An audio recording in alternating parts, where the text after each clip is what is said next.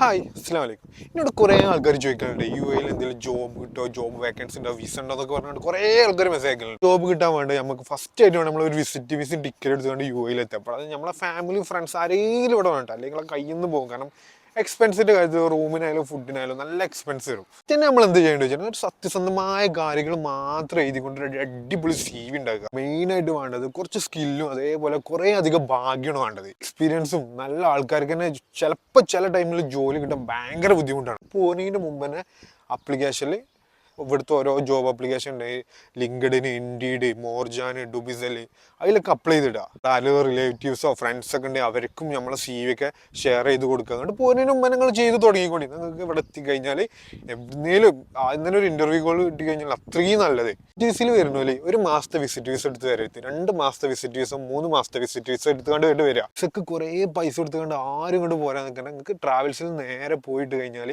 Visit വിസക്കും ടിക്കറ്റും അവർ പറഞ്ഞാൽ എത്ര പൈസ കൊടുത്തുകൊണ്ട് നേരെ ഇങ്ങോട്ട് കയറി പോരാനല്ലേ ഉള്ളൂ. ഒന്നിനു മുമ്പ് ചെക്ക് ചെയ്യുക വിസ വാലിഡ് ആണോ അല്ല എന്നുള്ളത്. പല ആൾക്കാരും പറ്റിക്കപ്പെടുന്നതാണ്.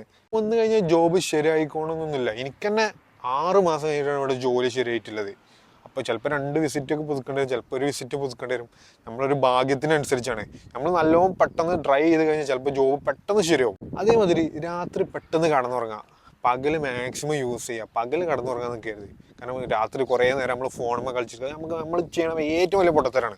ഞാനൊക്കെ അങ്ങനെ തന്നെയാണ്. പിന്നെ ഹൈ സാലറി പ്രതീക്ഷിക്കുകയാണെന്നൊരു ഒരു ജോബിലും കയറരുത്. കിട്ടുന്ന ജോബ് മാക്സിമം 1 കൊല്ലോ 2 കൊല്ലോ നിന്നിട്ട് അത് നല്ലതല്ല എന്നുണ്ടെങ്കിൽ പിന്നെ അവിടെ നിന്ന് ഇറങ്ങുക. ഇതിനായിട്ട് നമുക്ക് ഇവിടെ വേണ്ട യു എ എക്സ്പീരിയൻസ് ആണ് വേണ്ടി വരിക. അത് ഒരു ചെറിയ സാലറിക്ക് ആണെങ്കിൽ ജോബിന് കയറുക, എന്നിട്ട് എക്സ്പീരിയൻസ് ആയിട്ട് ലൈസൻസ് എടുക്കുക, എന്നിട്ട് പതുക്കെ അതിന് 1 കൊല്ലോ 2 കൊല്ലമായിട്ട് അതിന് പതുക്കെ മാറുക. നല്ല ജോബ് അതിൻ്റെ ഇടയ്ക്ക് തന്നെ കണ്ടുപിടിക്കുക. ആദ്യത്തെ ജോബ് തന്നെ നിങ്ങളെ പ്രൊഫഷണലൊന്നും ആവില്ല, എന്നാലും എങ്ങനെയെങ്കിലും 1 കൊല്ലമൊക്കെ അഡ്ജസ്റ്റ് ചെയ്ത് നിൽക്കാൻ പറ്റിയെങ്കിൽ നിൽക്കുക.